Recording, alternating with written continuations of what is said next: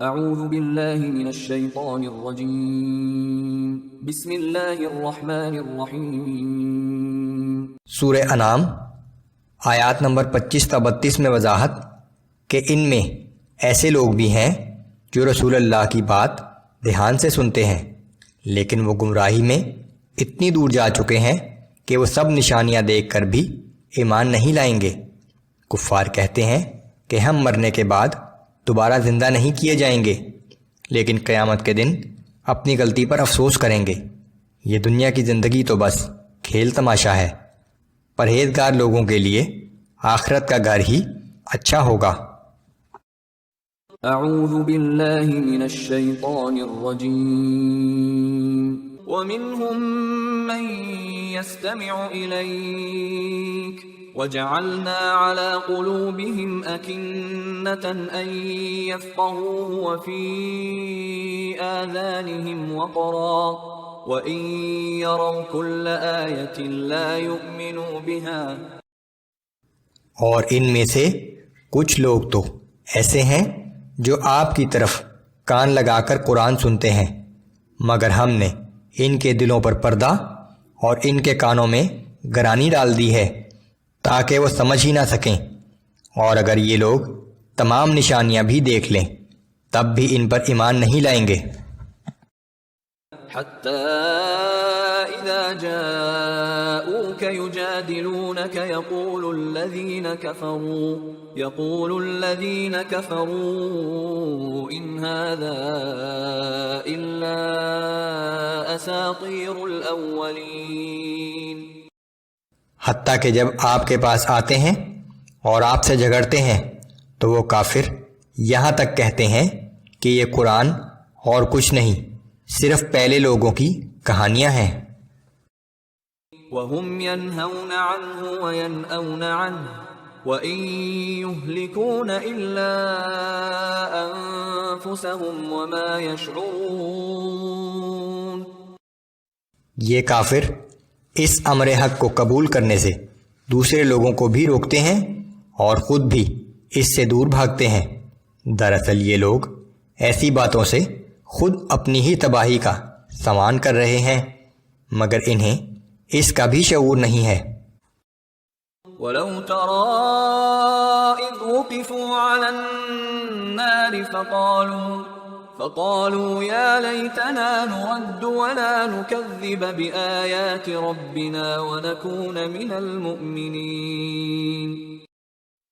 اے پیغمبر صلی اللہ علیہ وآلہ وسلم، اگر آپ انہیں اس وقت دیکھیں جب یہ لوگ دوزخ کے کنارے کھڑے کیے جائیں گے تو یہ لوگ اس وقت کہیں گے کاش کوئی ایسی صورت ہو کہ ہمیں دنیا میں پھر واپس بھیج دیا جائے تو اپنے پروردگار کی آیات کو کبھی نہ جھٹلائیں اور ایمان لانے والوں میں شامل ہو جائیں۔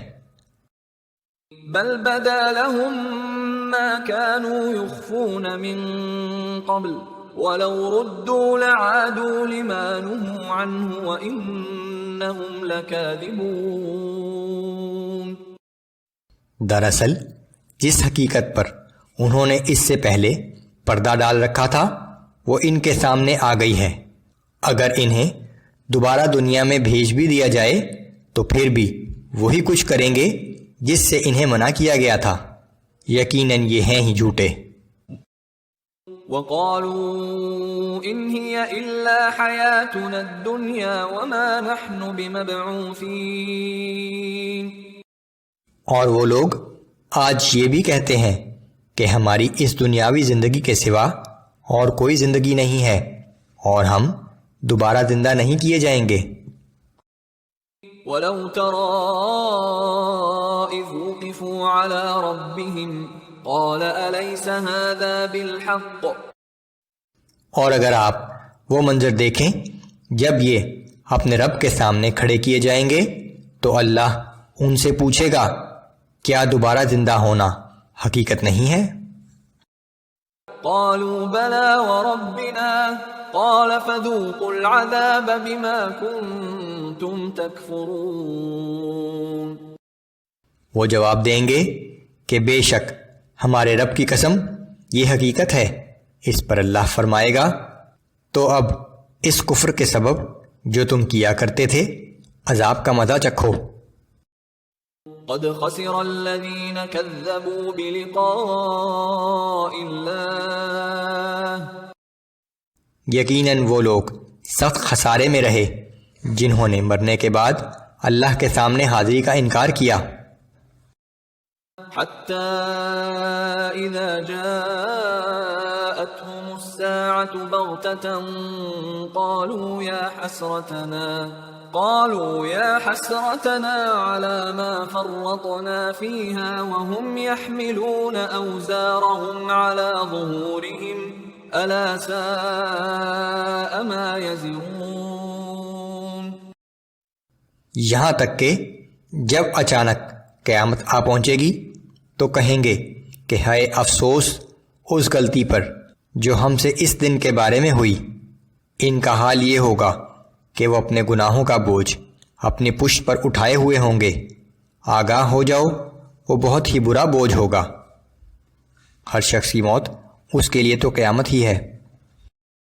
وما الحياة الدنيا إلا لعب ولهو وللدار الآخرة خير للذين يتقون أفلا تعقلون۔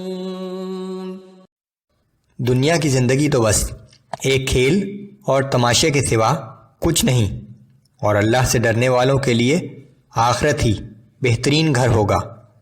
پھر کیا تم لوگ عقل سے کام نہیں لیتے؟ وہ تمام اعمال جو محض اس دنیا کی فانی زندگی کے لیے کیے جائیں، ان کی مثال کھیل تماشے کی سی ہے کہ جب تک ان میں مشغول ہیں لطف اندوز ہو رہے ہیں، جیسے ہی کھیل ختم ہوا سب کچھ جاتا رہا۔ اسی طرح صرف دنیا کے لیے کیے گئے اعمال کا فائدہ بھی صرف اس چند روزہ زندگی ہی میں حاصل رہے گا۔ البتہ وہی وقت اگر کسی ایسے عمل میں لگایا جائے جو آخرت کی زندگی میں فائدہ دے تو اس وقت اور عمل کو دوام حاصل ہو جاتا ہے، کیونکہ آخرت کی زندگی میں اس کا اجر ہمیشہ ہمیشہ ملتا رہے گا۔